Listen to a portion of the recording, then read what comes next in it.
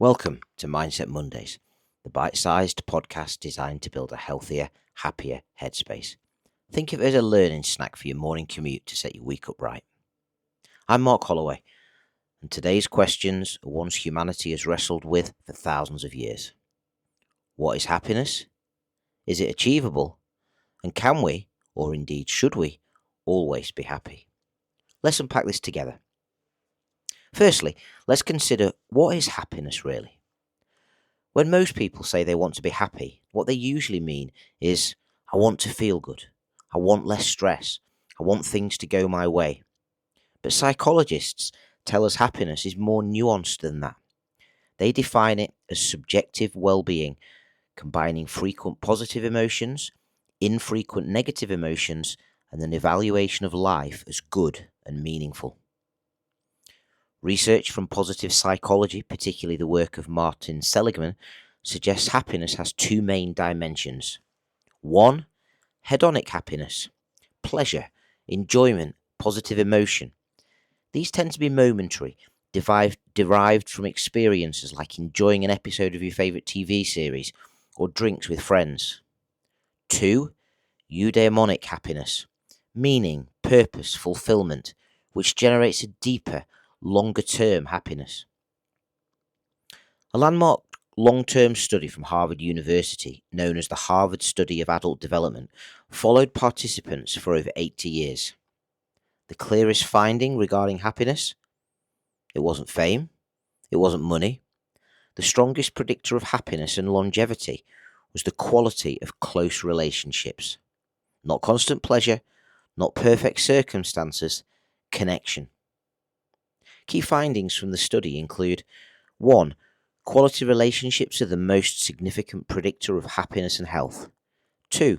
Strong social ties are linked to better physical health, including reduced risks of heart disease, diabetes, and cognitive decline. 3. Not only is the risk lower of getting these conditions, but better relationships appear to mean better immune function and faster recovery from illnesses when they do come round. 4. Improved emotional resilience and a more positive life perspective.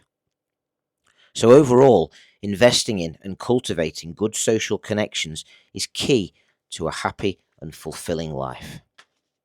So, can we always be happy? Short answer, no, and we're not designed to be. Psychologist Daniel Gilbert explains that humans have what's called a psychological immune system. We adapt. We return to a baseline. This is known as a hedonic adaptation. You win the lottery, your happiness spikes. You go through a breakup, it drops. But eventually, you return close to your previous emotional set point. In fact, research by Brickman and Campbell in 1971 showed that even lottery winners and accident victims tend to return near to their prior happiness levels after time.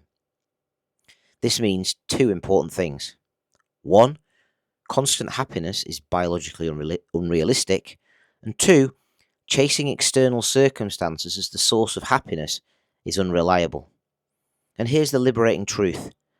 Happiness is not the absence of negative emotion. It is the capacity to experience the full range of emotions while maintaining meaning and direction. So what does history tell us about happiness? Let's zoom out. Over 2,000 years ago, Aristotle argued that happiness, or eudaimonia, wasn't about pleasure at all. It was about living virtuously, developing your character, and fulfilling your potential. In other words, happiness wasn't something you chased. It was something that emerged from how you lived. Religion teaches us similar things. Buddhism teaches something similar, but from a different angle. It suggests that suffering comes from attachment, from craving permanence in an impermanent world. The goal isn't constant happiness, it's equanimity, peace regardless of conditions. In Christianity, joy is often described not as a fleeting pleasure, but as a deeper sense of trust and faith, even during hardship. And in Islam, there's a powerful concept called sabir, patience, perseverance, and steadfastness in faith, especially during hardships. This suggests fulfillment comes not from avoiding struggle, but enduring it with faith. Across cultures and centuries, a theme appears. Happiness is not constant excitement, it is alignment with values, purpose, and something larger than yourself. So, what are the modern misconceptions around happiness? Today, we are sold a version of happiness that looks like perfect bodies, perfect careers, perfect relationships, perfect mornings with green smoothies and no emails, retail therapy, the new watch, car, outfit, or tech gadget. And social media amplifies this through the highlight reel. But here's what research shows. A 2010 study published in Psychological Science found that people who highly valued happiness as a goal were ironically more likely to feel disappointed and less happy, especially when they didn't meet their own expectations. When happiness becomes the goal, we monitor it, and when we monitor it, we judge it, and when we judge it, we often feel like we're failing. It becomes a moving target, a target that's incredibly difficult to hit. So, here's today's actionable mindset shift. Stop chasing happiness, start building meaning. Instead of asking, am I happy? Ask, am I living in alignment with my values today? Researcher Viktor Frankl, a Holocaust survivor and psychiatrist, wrote in Man's Search for Meaning that those who survived the Holocaust camps were often those who found meaning even in suffering. Meaning doesn't eliminate pain, but it transforms your relationship to it. So here's something practical you can do this week. 3 alignment questions practice. At the end of each day, ask yourself, 1. Did I act in line with my values today? 2. Did I contribute to someone or something beyond myself? And 3.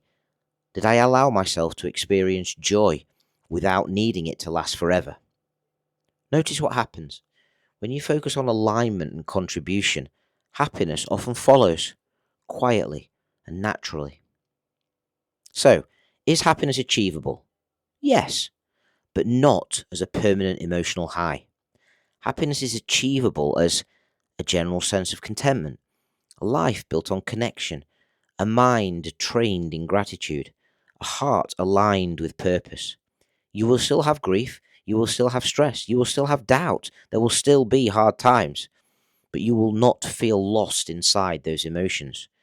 And that's a deeper kind of happiness. So here's my final reflection for today.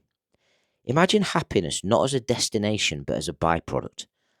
Like warmth is the byproduct from a fire. The fire is meaningful work, strong relationships, integrity, growth, contribution. Build the fire. Don't chase the warmth.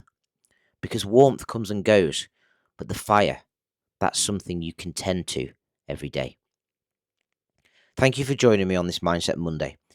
If today's episode resonated, share it with someone who might need permission to stop chasing happiness and start building a more meaningful life instead. Until next time, keep growing, keep reflecting, and remember, happiness isn't something you find, it's something you cultivate. See you next week.